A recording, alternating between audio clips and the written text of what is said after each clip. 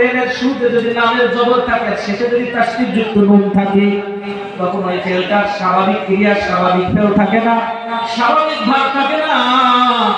ওই ফেলটা হয়ে যায় লাম তাকিদ বা নুন তাকিদ সাকিলাতুল ফেল মুস্তাকবিল মারুফ। আর তখন ওই শব্দটার অর্থ হয়ে যায় অবশ্যই অবশ্যই। সুতরাং আল্লাহ পাক রব্বুল ইজ্জত বলে, বান্দা লা ইন শাকারতুম, আমার পক্ষ থেকে যদি নিয়ামত পাওয়ার পরে তোমরা শুকরিয়া আদায় করো, লা আযীদান্নাকুম, আল্লাহ পাক রব্বুল ইজ্জত বলে যে আমি অবশ্যই অবশ্যই অবশ্যই তোমাদের নিয়ামত বৃদ্ধি করে দেই। সুবহানাল্লাহ বলেন না একটু?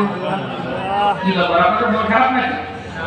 আল্লাহ পাক নিয়ামতের শুকরিয়া আদায় করবার উপর ভিত্তি করে নিয়ামত বাড়ানোর কথা বললেন, তো সুবহানাল্লাহ বলেন না? কারণ সুবহানাল্লাহ কি বাইরে বলবেন? সবাই পারেন না সুবহানাল্লাহ? পক্ষান্তরে আল্লাহ পাক বলেন কাফারতুম, বান্দা যদি আমার পক্ষ থেকে নিয়ামত পাওয়ার পর যদি শুকরিয়া আদায় না করো, তাহলে শুনে রাখো ইন্না আযাবি লাশাদীদ, আমি আল্লাহ পাক রব্বুল ইজ্জতের আযাব বড় কঠিন। আল্লাহ পাকের আযাব বড় কঠিন। শুকরিয়া যদি না আদায় করে, তা আল্লাহ পাক পাকড়াও করে। এরকম ঘটনা আপনাদেরও জানা আছে। আমি শুধু একটু স্মরণ করার জন্য একটু কাজ দিই। আল্লাহ সুবহানাহু ওয়া তাআলা দুনিয়াতে যাদেরকে বড় বড় বড় নিয়ামত দান করেছিলেন, তাদের মধ্যে একজনের নাম ছিল বাদশা নমরুদ।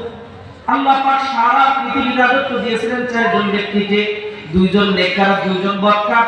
নেককার দুইজনের একজন ছিলেন বাদশা সুলাইমান আলাইহিস সালাম, আর অপরজন ছিল বাদশা জুলকারনাইন।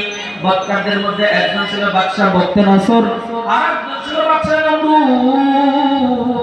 আল্লাহ পাক এই ব্যক্তিদেরকে সারা পৃথিবীর রাজত্ব দিয়েছিল, নমরুদকে আর বখতিয়ারকে। কিন্তু এত বড় নিয়ামত পাওয়ার পরে যখন শুকরিয়া আদায় করে নাই, আল্লাহ পাক রব্বুল ইজ্জত এমন ভাবে শক্ত কায়দা ধরছে, যার কারণে জানা বাংলা ঠ্যাংবাদ একটা মশাই তাকে দুনিয়া থেকে বিদায় করেছে। কথাটা ঠিক কি ঠিক না? আল্লাহ পাক যাদেরকে নিয়ামত দান করেছিলেন, তাদের মধ্যে একজনের নাম ছিল বাদশা ফিরাউন। একদিন না দুই দিন না 450 বছর পর্যন্ত শুধু রাজত্ব করেছিল।